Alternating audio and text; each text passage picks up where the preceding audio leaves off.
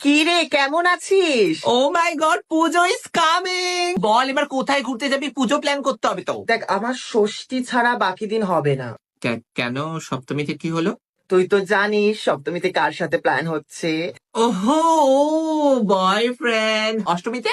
আহ, অষ্টমীতে তো এবারই ওর সাথে প্রথম অঞ্জলি দেবো, তো বুঝতেই পারছিস ওই দিনকেও বেরোতে পারবো না। ওয়াও, মানে নবমীটাও তো অষ্টমীর সাথেই পড়েছে একদিন, তাহলে তো হবে না। আর দশমীটা তো বিসর্জন, তার মানে গোটা পুজোতে আমার জন্য জাস্ট একটা দিন। বোঝার চেষ্টা কর, তো ওর সাথে প্রত্যেকবার যায়, ওর সাথে এবছর প্রথম ও যাবো। ইয়া, নতুন এসছে মানুষজন, তাকে তো টাইম দিতেই হবে। নতুন এসছে, তার সাথে তো ঘুরতেই হবে। আমি ছোটবেলায় একসাথে ঘুরতাম তোর সাথে, সেই জিনিসপত্রগুলো তোর কাছে ম্যাটার করে না। এখন আমাকে জাস্ট ফেলে দিবি তুই। তার মানে তুই এখন ওর সাথে এবারে একডালিয়া, ত্রিধারা, দেশপ্রিয়, এগুলো সব ওর সাথে দেখবি বল। আমরা ম্যাডক্সে যাই, ম্যাডক্সে সারা দিন আড্ডা মারবো। মানে আমি জাস্ট তোর সাথে শুধু আড্ডা মারবো পুজোতে, মানে ঘুরবো না কোথাও।